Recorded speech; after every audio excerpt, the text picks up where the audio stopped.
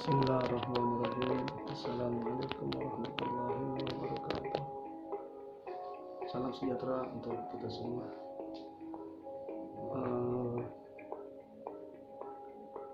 Baik pemirsa channel YouTube VZN Batik ya, VZN Batik. Kami lanjutkan di part kedua video yang sebelumnya, yaitu tentang tanda-tanda untuk calon korban santet atau teluhnya. Jadi di video sebelumnya saya sudah terangkan bahwasanya ada beberapa tanda, di antaranya itu bisa lewat mimpi, lewat ledakan, suara ledakan, atau suara, sekalipun bisa suara penggorengan jatuh, panci jatuh, atau apalah gitu yang jatuh lumayan besar suaranya, biasanya malam hari. Tapi pas kita lihat itu nggak ada yang jatuh maksudnya. Kemudian ada kiriman binatang, biasa wujud kalau binatangnya, atau ada yang menyerupai anggota keluarga kita padahal bukan dia, gitu. Bukan dia. Jadi setelah itu semua sudah terjadi, misalnya dialami oleh kita, misalnya ya, jadi kita harus tetap fokus, yakin ya kepada Allah, kepada Tuhan kita, bahwasanya kita senantiasa dilindungi olehnya. Terus berusaha bagi yang muslim berbuat ibadah, sholatnya, baca Qurannya, kalau ada punya zikiran, salawatnya, silakan lebih didawamkan lagi. Mungkin yang agama lain berdoa dengan kepercayaan masing-masing, terus minta perlindungan kepada Tuhannya. Nah, ketika sudah mengalami hal seperti itu nggak langsung terjadi, langsung ngirim santet atau teluh ya. Santet itu diteluh gitu. Diteluh itu bisa berupa keris, atau diteluh bisa berupa binatang yang masuk dalam tubuhnya. Di santet diteluh itu bisa berupa bola api ya, jadi jalannya itu seperti bola api, tapi nyampainya bisa nyampainya itu ke korban itu bisa bukan bola api, bisa berubah jadi binatang, berubah jadi benda, keris mungkin bisa nusuk-nusuk di bagian paru-paru jantung, bisa ya. Jadi pemirsa semua, hal seperti itu memang ada. Maaf bagi pemirsa, mungkin ada yang percaya dengan hal demikian, itu haknya, silakan.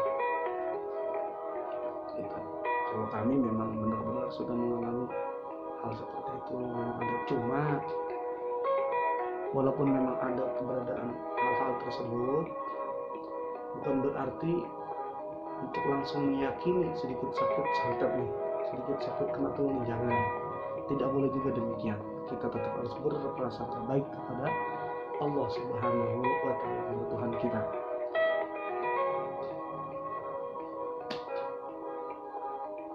Baik, lanjutkan. Setelah mengalami hal demikian, maka kemudian kita introspeksi diri kita. Bila perlu, ini buat mencegah ya, buat mencegah supaya nggak terjadi kiriman santet atau teluh tadi. Kita langsung sadar bahwasanya semua ini hakikatnya adalah izin dari Tuhan yang Maha Kuasa, dari Allah Subhanahu wa Ta'ala.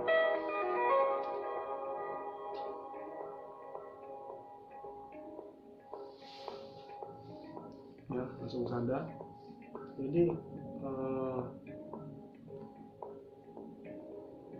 tetap jangan ada rasa sangka buruk dalam pikiran dan benak hati kita dengan satu prasangka baik kepada siapapun sekalipun. Kita baru mengalami hal yang kurang baik dengan tetangga, atau dengan teman, atau dengan keluarga, ya jangan. Karena biasanya ketika kita mengalami hal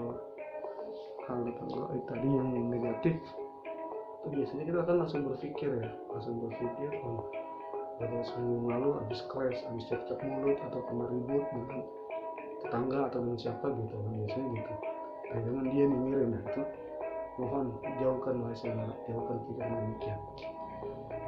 Karena kalau kita langsung berpikir ke sana, sugesti langsung kuat, itu otomatis yang tadinya target 3 sampai 5 hari besok bisa sampai. Itu tahu atau santetnya gitu. Ya, jangan.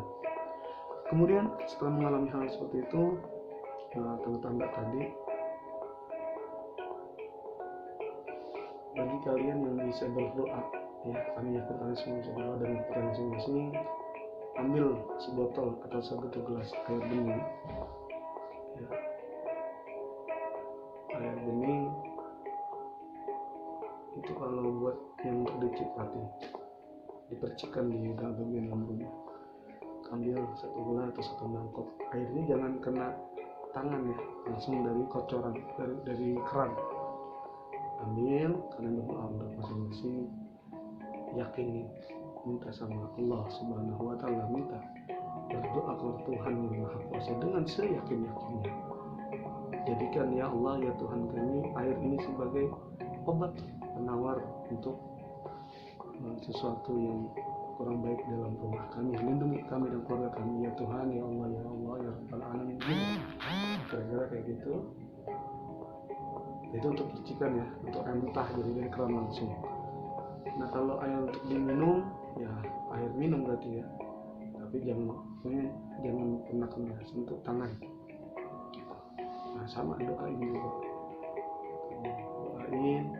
Nanti ketika setelah berdoa tiup-tiup airnya, baik air yang buat minum maupun air yang untuk dipercikan. Nah seandainya sudah terkena sedikit efek dari santet atau tadi, dan udah kita merasakan kayak ibadah malas atau bagaimana, terus sakit yang nggak jelas gitu, kadang-kadang pindah juga, sakitnya pindah-pindah, kadang di kepala, badan, kaki dan lain-lain. Itu segera langsung bikin air mentah dari keran tadi, satu ember untuk mandi siapa yang sudah merasakan terkena sedikit kondisi kena santet atau tadi efeknya. Modal pertama adalah yakin sama pertolongan Tuhan, pertolongan Allah Subhanahu wa Ta'ala. Kita mengandalkan hanya pertolongan Allah. Kalau di kami dalam Muslim, kalau kata Allah kun jadi fayakun, maka jadilah. Gitu. Kalau kata Allah sungguh-sungguh, kalau kata Allah belum yakin. Mandi, nah udah langsung mandikan itu biasanya kita coba sampai 3 kali ya, minumnya 3 kali, percikan airnya bisa 3 kali atau 1 kali bisa. Buat mandi 3 kali. Mandinya sebelum subuh, sebelum jam 4 pagi, jam 4 lah maksimal, jam 4 dini hari mandi, dan nanti menjelang maghrib ya sore itu mandi lagi, dan subuh besok mandi lagi pagi, 3 kali. Bikin air sendiri, bikin air doa itu sendiri. Ya, yakin kami hanya menuntun saja, bukan kami yang bikin air obatnya, tapi Anda sendiri, karena kami yakin dalam diri Anda pasti ada kekuatan, yaitu kekuatan yang datangnya hakikatnya dari Tuhan yang Maha Kuasa, dari Allah Subhanahu wa Ta'ala. Dan yakin, jangan lupa setelah doaan langsung tiup-tiup airnya, titipkan ke arah airnya dengan niatan kita membuat air obat dengan izin ya Allah Subhanahu wa Ta'ala. Nah ketika itu biasanya kalau ada reaksi, pasti ada reaksi. Kita udah minum atau dipercikan gitu, nanti ada reaksi. Kalau rumahnya biasanya tadinya panas jadi agak adem gitu, rumahnya jadi agak adem, atau yang diminum tuh mual gitu, atau mau dia bisa keluar agak berdarah, nggak apa-apa, biarkan saja, terus dikeluarkan mau energinya gitu, dikeluarkan. Kalau yang mandi juga biasanya langsung meriang bukan berarti ada kedinginan, karena memang itu efeknya mengeluarkan energi negatif dalam tubuh kita yang tadinya positif ya. Nah ketika sudah melakukan hal demikian, terus kita berkeyakinan bahwa tidak ada apa-apa, terus berkeyakinan bahwa ini semua penyakit dengan izinnya Allah Tuhan. kalau memang Anda sudah merasa tidak sanggup, tidak paham dengan hal ini, konsultasikan dengan orang atau pihak yang memang benar-benar paham di bidang ini.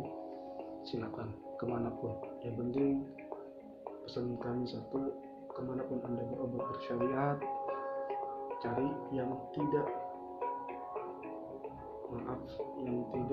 memasang tarif atau mahar gitu kan. Kalaupun ada mahar itu pun bisa jarang.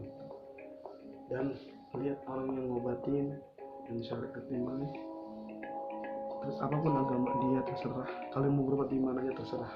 Tapi kalau kami sebagai umat muslim ya kami sarankan untuk berobat ke orang muslim juga, dan melihat bagaimana nih orang yang ngobatin baik atau tidak, syariatnya gimana, akhlaknya baik enggak gitu. Karena sangat mempengaruhi orang yang ngobatin penyakit kita itu, nanti bawaannya akan terpengaruh.